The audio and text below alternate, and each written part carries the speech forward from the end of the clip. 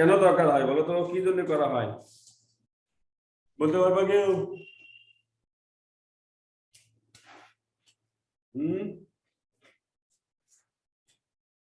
সামান্য ব্যবস্থা কেন করা হয়? সামান্য ব্যবস্থা করা হয় আর্থিক বিবরণী তৈরি করার জন্য, বুঝছো? যদি আর্থিক বিবরণী তৈরি করা না লাগতো তাহলে সামান্য ব্যবস্থা করা দরকার পড়তো না। আর্থিক বিবরণী তৈরি করা হয় বলে সামান্য ব্যবস্থা করতে হয়, ঠিক আছে? সমন্বয় কয়টা বিষয়ের উপর হয় বলো তো?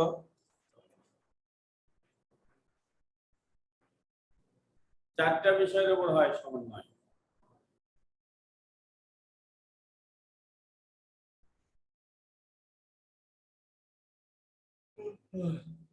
চারটা বিষয়ের সমন্বয় হয়, বুঝছো?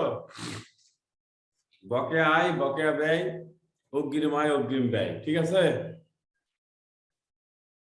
চারটা বিষয়ের উপর সমন্বয় হয়, বকেয়া আয়, বকেয়া ব্যয়, অগ্রিম আয়, অগ্রিম ব্যয়। বকেয়া ব্যয় হলে কি নিয়ম বলো তো? বকেয়া ব্যয় হলে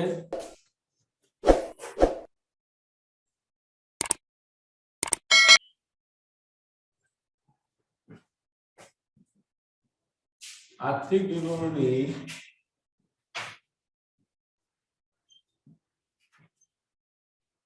তৈরি করার জন্য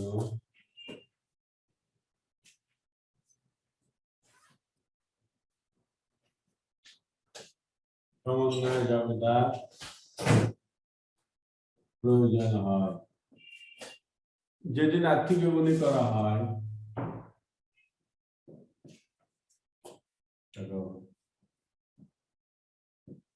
যেদিন আর্থিক বিবরণী প্রস্তুত করা হয়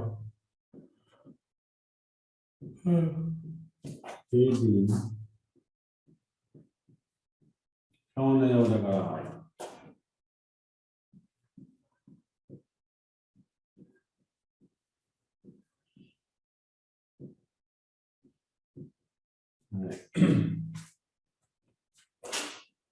যেমন দেখো,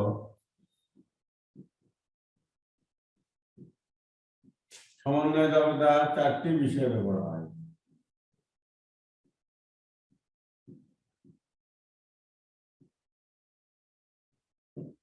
সমন্বয় দক্ষতা চারটি বিষয় হয়, বুঝছো? এক নম্বর হচ্ছে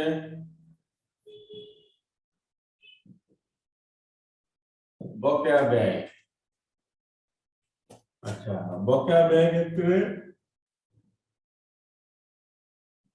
সুবিধা হবে, দেখো, ব্যয় ডেবিট, বকেয়া ব্যয় ক্রেডিট। দাওটা কি হবে? ওই ব্যয় হিসাব ডেবিট,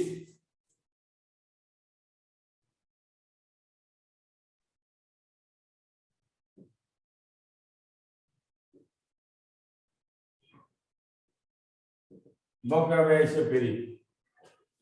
দুই নম্বর হচ্ছে অগ্রিম ব্যয়। তাহলে সমন্বয় চারটি বিষয় হয়, একটা বকেয়া ব্যয়, অগ্রিম ব্যয়। অগ্রিম ব্যয় ক্ষেত্রে দাবিটা হবে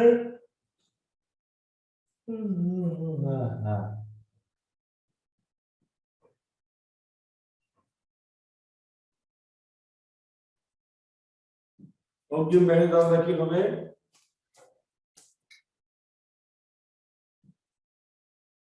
ব্যয় হিসাব ডেবিট, অগ্রিম ব্যয় ক্রেডিট।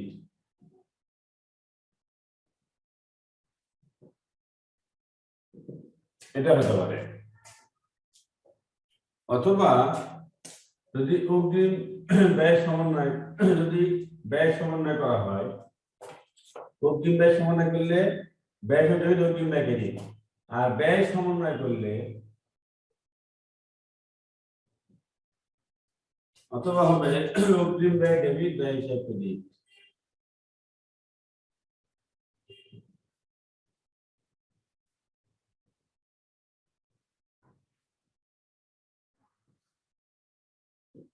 দেখো, অগ্রিম ব্যয় ক্ষেত্রে ধরো দুটো হবে, তাহলে সমন্বয় চারটি বিষয় হয়, বকেয়া ব্যয়, অগ্রিম ব্যয়।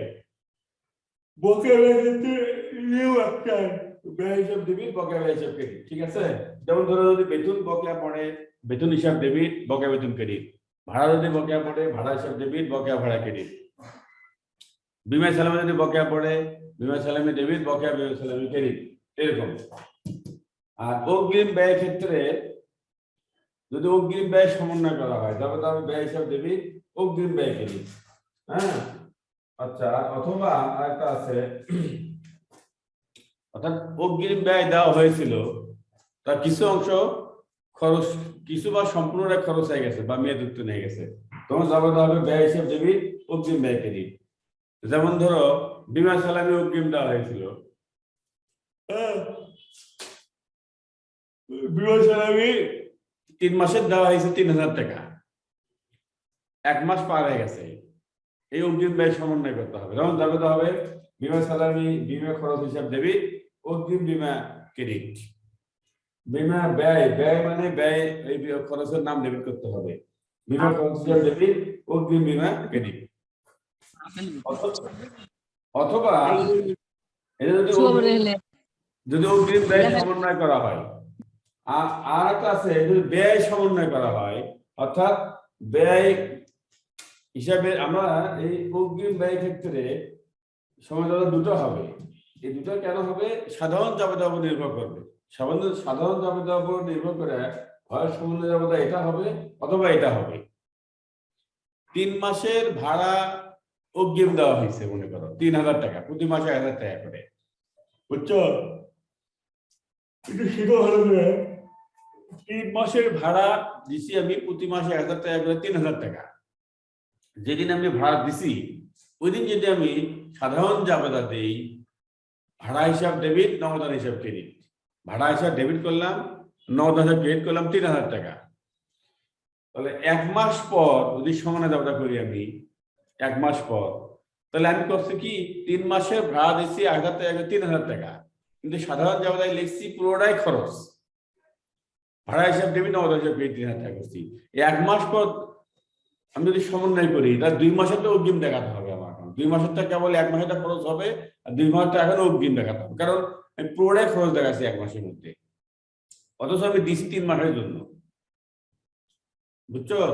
ভাড়াটা দিছি 3 মাসের জন্য, অথচ সাধারণ জাবেদায় লেখছি ভাড়া হিসাব ডেবিট নগদান ক্রেডিট, পুরোটাই 1 মাসে খরচ দেখাচ্ছি।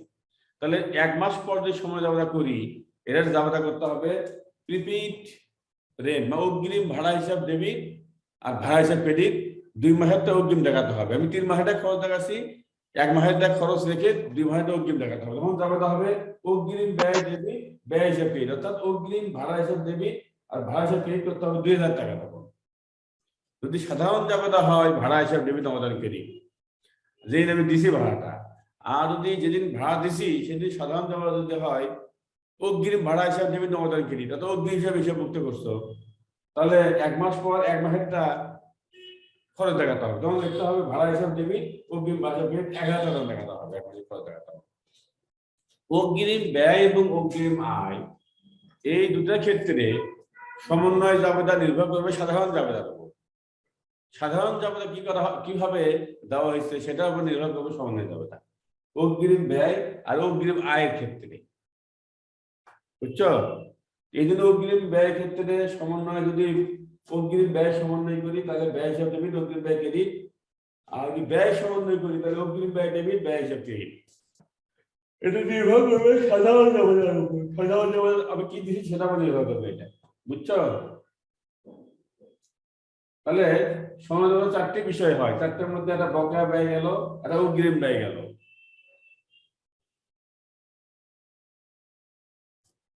আরো দুটো আছে,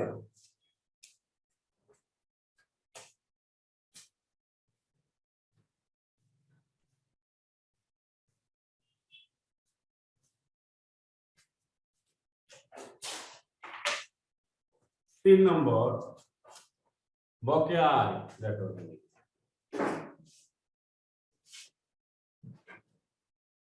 বকেয়া আয়, বকেয়া আয় তোমার আছে, যদি বকেয়া আয় সমন্বয় একটা আছে, এটা জাবেদা হবে অ্যাকাউন্ট রিসিভেবল ডেবিট, সরি হচ্ছে বাংলা ইংরেজি,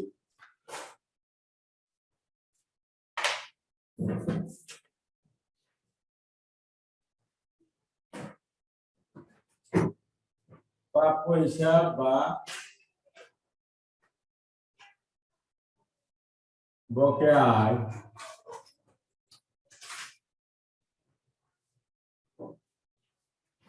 ডেবিট আয় হিসাব ক্রেডিট। দেখো যদি বকেয়া আয় সংক্রান্ত সময় ব্যবধান দেওয়া থাকে, যদি প্রত্যক্ষ আয় বকেয়া পড়ে, নিয়মিত আয় বকেয়া পড়ে, তাহলে প্রাপ্য হিসাব ডেবিট আয়ের নাম ক্রেডিট। যেমন ধরো সেবা আয় বকেয়া পড়ছে, সেবা আয় এটা প্রত্যক্ষ বা নিয়মিত আয়, তাহলে প্রাপ্য হিসাব ডেবিট, সেবা আয় ক্রেডিট করতে হবে। আবার যেগুলো পরোক্ষ আয় বা নিয়মিত আয় না, যেগুলো মাঝে মধ্যে হয় অনিয়মিত, অথবা যেগুলো শ্রম ছাড়াই আসে, কোনো শ্রম দেওয়া লাগে না, এমনি আয়গুলো আছে, যেমন ব্যাংকে টাকা রাখছে সুদ পাওয়া যাচ্ছে, শেয়ার কিনে রাখছো লভ্যাংশ পাচ্ছ বড় শেষে, লভ্যাংশ আয়, সুদ আয়, তারপরে মাঝে মাঝে এরা মানে শ্রম দেওয়া ছাড়াই আয়গুলো হয়, এগুলো পরোক্ষ আয়। আর একটা আয় তোমার অনিয়মিত, নিয়মিত না, মাঝে মধ্যে হয়। হ্যাঁ, কমিশন আয়, কমিশন আমি হাতে মাঝে মাঝে কমিশনে পণ্য ইয়ে করি, এর পণ্য বিক্রি করে দিই, বুঝছো? কমিশন আয়টা হবে পরোক্ষ আয়। হ্যালো, এই হ্যালো, কি হলো?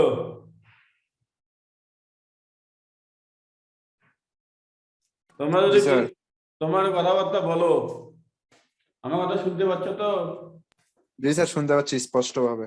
আচ্ছা, বকেয়া আয় ক্ষেত্রে দেখবা দুই ধরনের আছে, একটা প্রত্যক্ষ আয় আর একটা পরোক্ষ আয়। প্রত্যক্ষ আয় বকেয়া হলে প্রাপ্য হিসাব ডেবিট হয়, আয়ের নাম ক্রেডিট। যেমন বাকিতে পণ্য বিক্রি করছি, হিসাবভুক্ত হয়নি, তবে প্রাপ্য হিসাব ডেবিট, বিক্রয় আয় ক্রেডিট।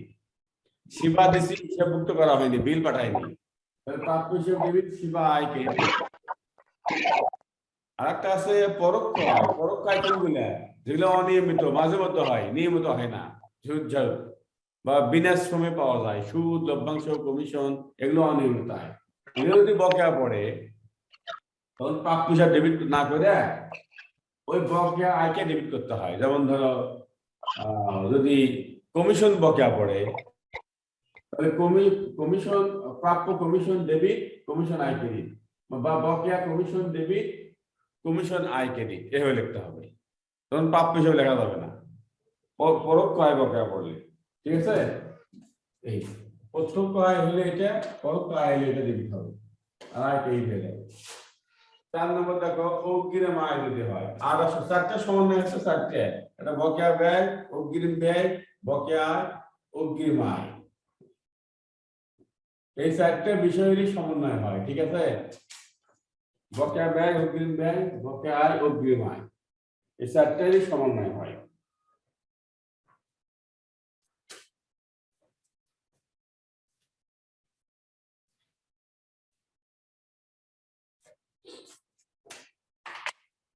এই অগ্রিম আয় ক্ষেত্রে তোমার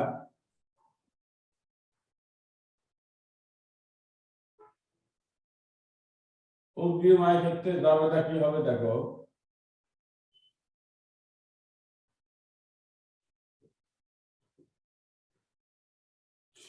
অগ্রিম আয় ক্ষেত্রে দাবিটা দুটো হবে। দুটো কেন? এটা সাধারণ জাবেদার উপর নির্ভর করবে। সাধারণ জাবেদায় অগ্রিম আয়কে কিভাবে গ্রহণ করা হয়েছে তার উপর ভিত্তি করে সময় জাবেদা হবে। যদি সাধারণ জাবেদায় মনে করো 3 মাসের আমরা ভাড়া অগ্রিম পাচ্ছি, 3 মাসের ভাড়া অগ্রিম পাওয়া গেছে, এই যদি সাধারণ জাবেদায় লিখি নগদান ডেবিট, অগ্রিম ভাড়া প্রাপ্তি হিসাব করি, তাহলে সমন্বয় জাবেদা হবে অগ্রিম ভাড়া আয় ডেবিট, ভাড়া আয় ক্রেডিট।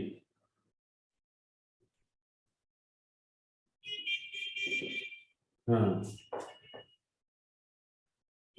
আর সাধারণ জাবেদার মধ্যে দেখি যে নগদান হিসাব ডেবিট, ভাড়া আয় ক্রেডিট। তাহলে সমন্বয় জাবেদা হবে ভাড়া আয় ডেবিট,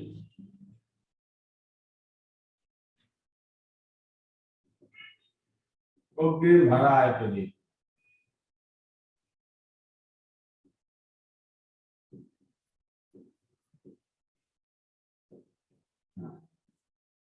অর্থাৎ অগ্রিম আয়ে দুই ধরনের সমন্বয় হয়। আর অগ্রিম আয়ের সমন্বয় করলে অগ্রিম আয় ডেবিট, অগ্রিম আয় ক্রেডিট, তাই না? আয় ক্রেডিট, অগ্রিম আয় হবে তাহলে ডেবিট আর আয় ক্রেডিট।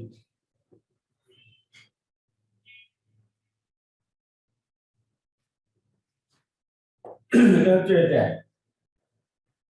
আর হচ্ছে এটা।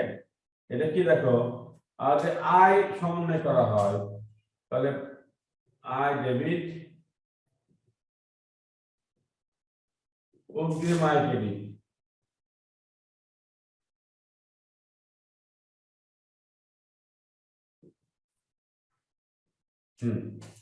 আয় ক্ষেত্রে আমাদের হবে দুটা, অগ্রিম আয় আর অগ্রিম ব্যয় একই। অগ্রিম আয় এবং অগ্রিম ব্যয় ক্ষেত্রে দেখতে হবে সাধারণ যাবে কি, তার উপর নির্ভর করা হবে সমন্বয় যাবে।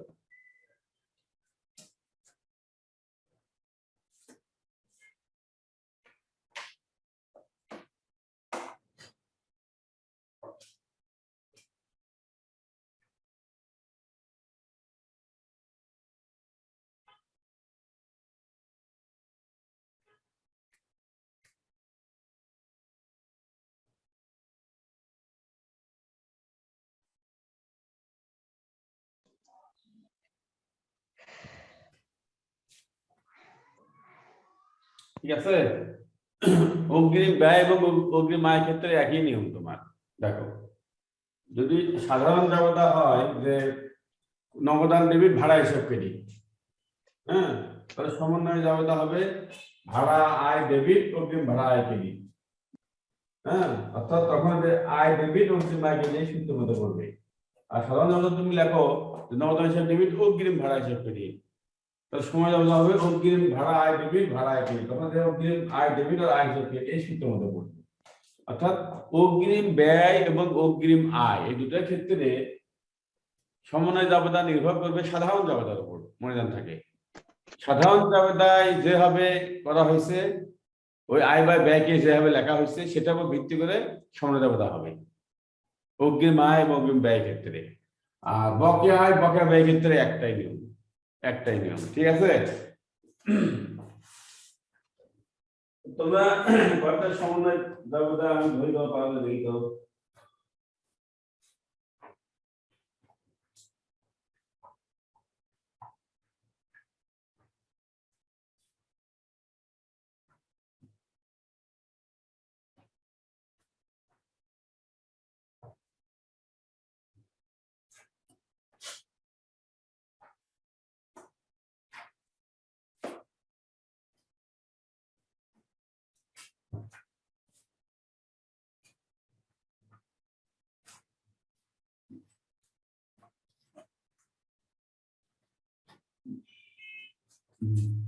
তাহলে সমন্বয় কয়টা বিষয়ের উপর হয়? চারটে, মনে থাকে।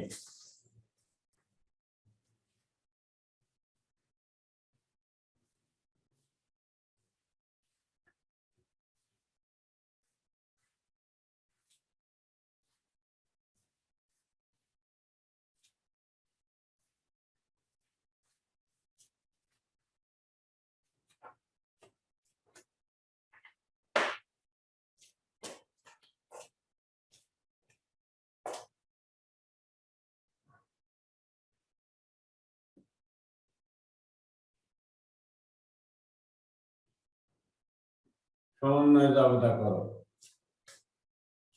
এক নম্বর লেখা আছে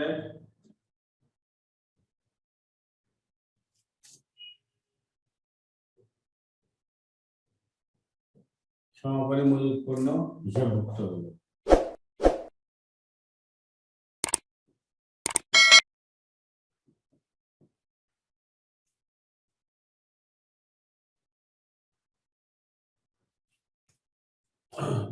দুই নম্বর,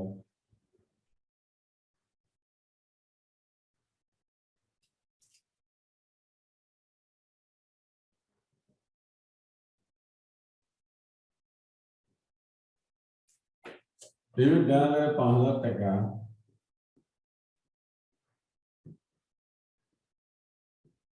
আমাদের পাওনা হিসেবে অবলম্বন করা।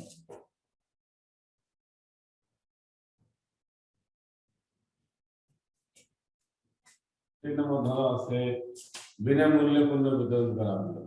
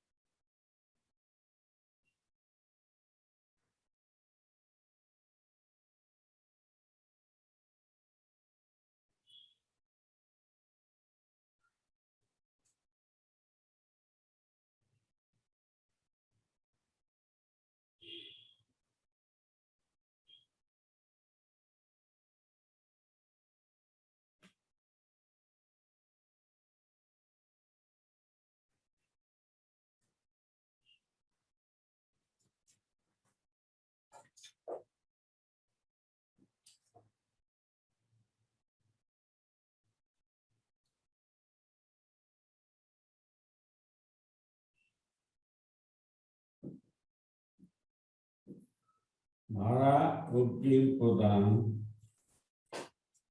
5,000 টাকা। তারপরে আছে মনে করো বেতন বকেয়া পড়েছে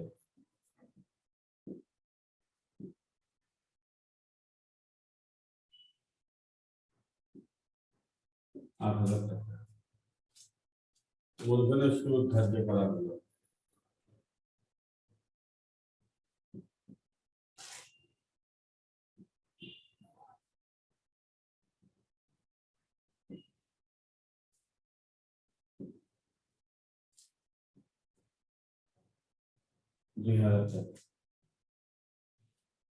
লাইনে কে কে আসো? লাইনে আসো কেউ? জি স্যার। এখন আমার তো তোমার কথা বলো। সমাপনী মজুত পণ্য মূল্যায়ন করা হলো 50,000 টাকা। এটার সমান যাবতা কি হবে?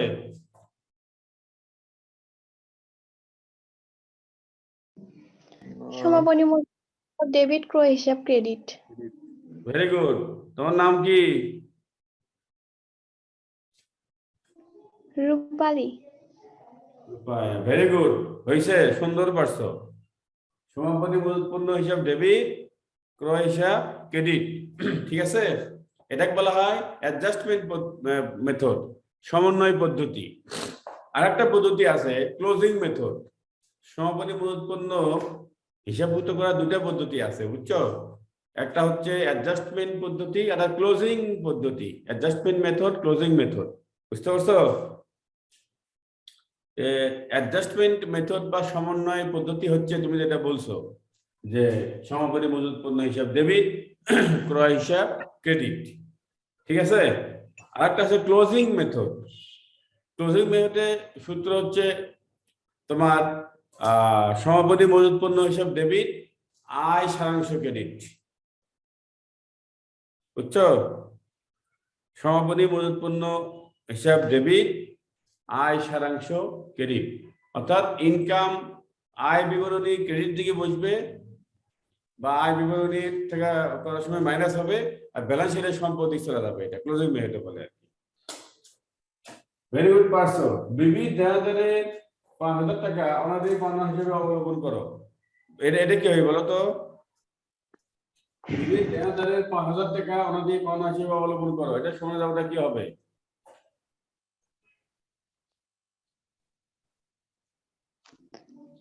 অনাদায়ী পাওনা হিসাব ডেবিট আর বিবিধ দেনাদার হিসাব ক্রেডিট।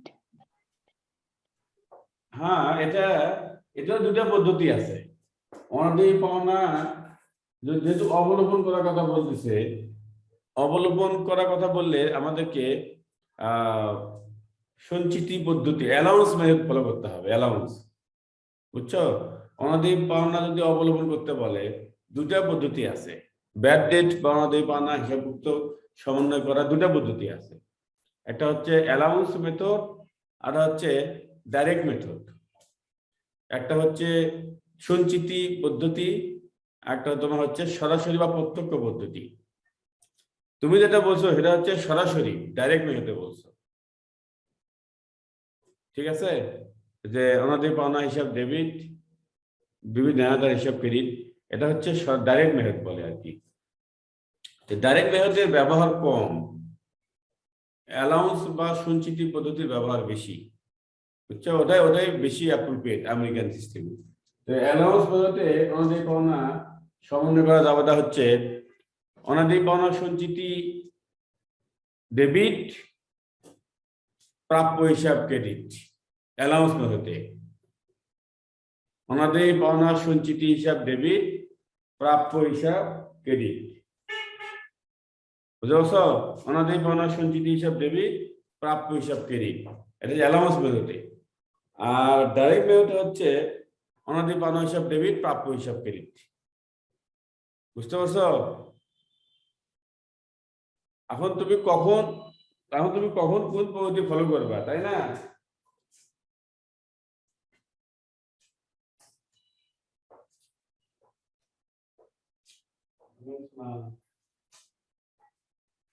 হ্যাঁ বলো।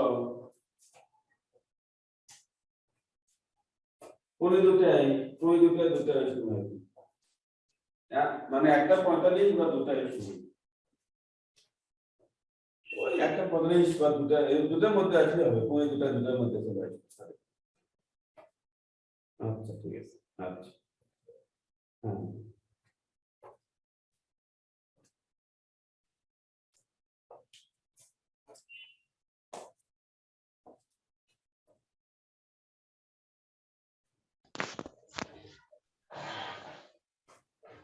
তাহলে অনাদায়ী পাওনা অবলম্বন করার সমন্বয় ব্যবস্থা দুইটা, এটা হচ্ছে অ্যালাউন্স মেথড আর ডাইরেক্ট মেথড।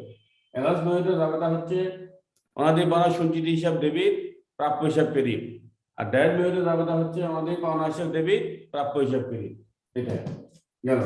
বিনামূল্যে পণ্য বিতরণ করা হলো, বিনামূল্যে পণ্য বিতরণ করা হলো, এটা কি হবে বলো তো? সমন্বয় ব্যাপারটা বিজ্ঞাপন হিসাব ডেবিট, বিজ্ঞাপন হিসাব ক্রেডিট। হ্যাঁ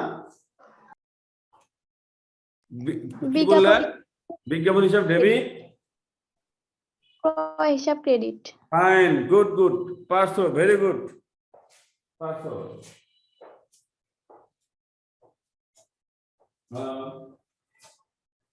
না অনলাইন ক্লাস হচ্ছে, জবাব দিতে কেন?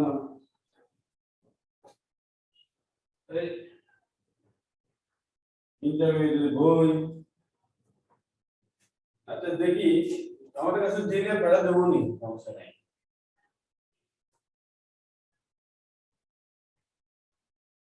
আর বাইরে মনে হয় যে অ্যাকাউন্টিং বই আছে মনে হয়, বাহার কাছে নিয়ে গেছে অ্যাকাউন্টিং বই মনে আছে। বাংলা বই তো আমাদের দেয় না, আমার বাংলা খালি হিসাব বিজ্ঞান বই দেয় আমাদের, ব্যবস্থাপনা হিসাব বিজ্ঞান আর বাংলার ব্যবস্থাপনা দেয়, এই দুটো দেয়, বাংলা ইংরেজি দেয় না আমাদের। আচ্ছা কি সমস্যা, ইংরেজি বাংলা কি সমস্যা নেই, হিসাব বিজ্ঞান না ব্যবস্থাপনা এগুলো যেমন জানি। আচ্ছা ঠিক আছে। ওই যে বগুড়া কলেজে ভর্তি হলো না? আচ্ছা ঠিক আছে, আচ্ছা ঠিক আছে।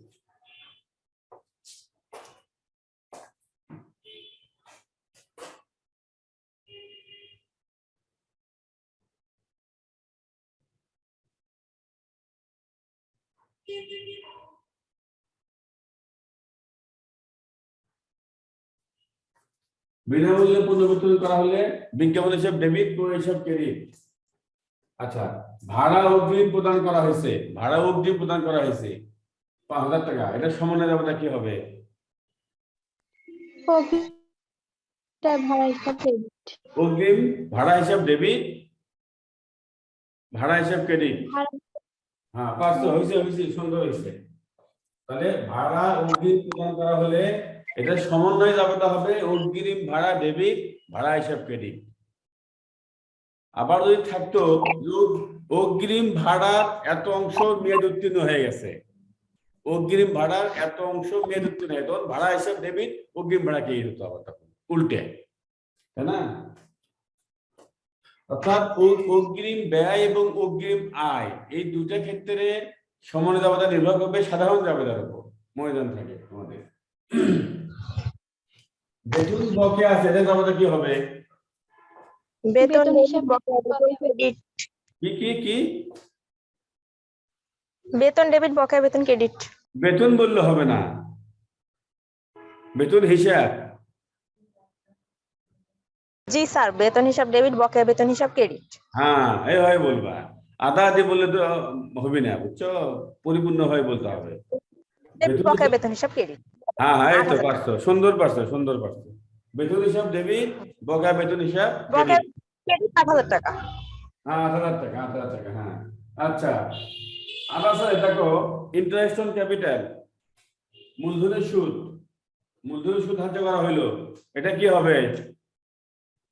মূলধনের সুদ হিসাব ডেবিট আর মূলধন হিসাব ক্রেডিট। ভালোই তো পারো রে, হ্যাঁ? এত সুন্দর কি হবে শিখলা, হ্যাঁ? খুব সুন্দর পারো তো। Interest on Private capital debit, capital credit, মূলধনের সুদ ডেবিট, হ্যাঁ, মূলধন ক্রেডিট। আর একটা দেখি পাবো নাকি?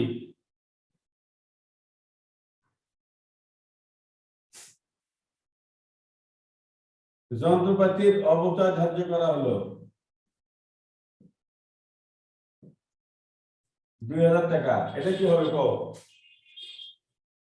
অবচয় হিসাব ডেবিট, পুঞ্জীভূত অবচয় হিসাব ক্রেডিট। একটু না বাদ পড়ছে,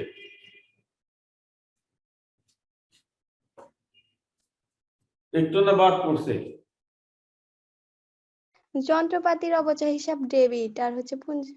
না ঠিকই আছে, অবচয়, অবচয় হিসাব ডেবিট, অবচয় হিসাব ডেবিট ঠিকই আছে। আর পুঞ্জীভূত অবচয় লেখে, পুঞ্জীভূত অবচয় লেখে ব্র্যাকেট লিখতে হবে যন্ত্রপাতি, বুঝছো? বলবা অবচয় হিসাব ডেবিট, পুঞ্জীভূত অবচয় ব্র্যাকেটে যন্ত্রপাতি